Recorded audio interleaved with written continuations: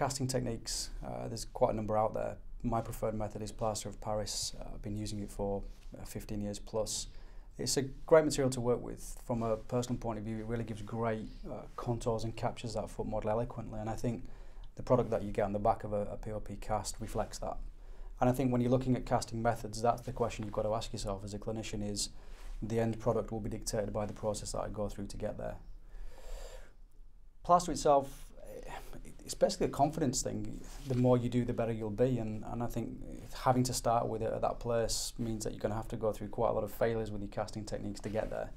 I was in a fortuitous position many moons ago not to have any financial restriction on what I could do, so I was able to make those mistakes and learn from them. The method that I use now is a technique which lies the patient on the front, and it just means that your positioning of the patient is a lot less of an issue, particularly if you can get the leg position in the right frame, so you get more of an internal leg position. You tend to find that the foot finds itself more into this neutral, this subtalar joint neutral reference position that we tend to use, particularly with our casting techniques. Plaster of Paris preparation, patient lying down on the front. This is a neutral suspension cast. I find it easy to have the patient in this position. It just means that gravity helps you out in terms of position and profile of the foot. So we'll take our first part of Plaster of Paris roll, and we'll go from lateral fifth all the way around the heel unit, back across to the medial first met head. Double fold, and there's trim accordingly.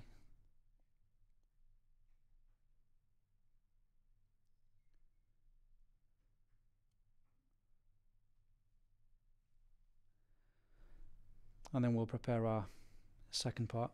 So we'll move from the fifth met head across to the first met head, encasing the digits, and again double fold for strength, and trim accordingly.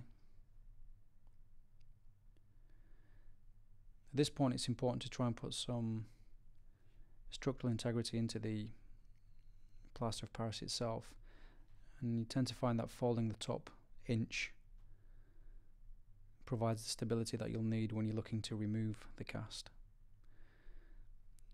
And also an additional tip would be to remove the middle section, just to reduce the excess bulk that can sit around the digit area. And we'll do a similar process with the lateral heel to medial part of the Plaster of Paris. So again, double fold, but also use an inch overlap just to add to the structural integrity, and in similar fashion remove the excess from the Plaster of Paris, just so we're not creating too much material bulk around the heel unit. Post plaster preparation, we then got to submerge the sheet itself into water. It's important that we take the excess from the material with index finger and middle finger, and really squeezing on a pressure scale of sort of about an 8 out of 10, just to remove the excess water out of the material. Then we unwrap the Plaster of Paris sheet and apply it across the foot, working medial to lateral. Really focus on the medial border first, just so we're under wrapping into the arch area, smoothing off the material and trying to visualize removing some of that excess fluid again from the sheet itself. And then we'll move across to the lateral border, and again we'll overwrap into the arch area, smoothing continually, trying to ensure a nice smooth contour externally, and working into the profile of the foot. Keep working the material for a good 20-30 seconds. The more you work it, the more the chemicals will interact with the sheet. And in similar fashion, we'll grab the forefoot component,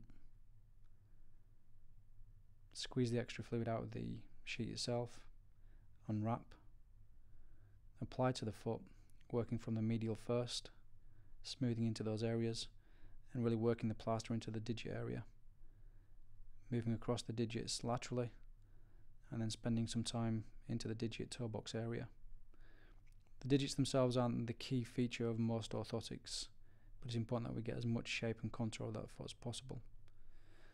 And throughout this process, and particularly with the suspension cast technique that we're using here, we tend to find that we are in subtalar joint neutral, so we don't have to do an awful lot of foot repositioning and a lot of work into the device itself. We'll continue to smooth over the next sort of 60 seconds or so.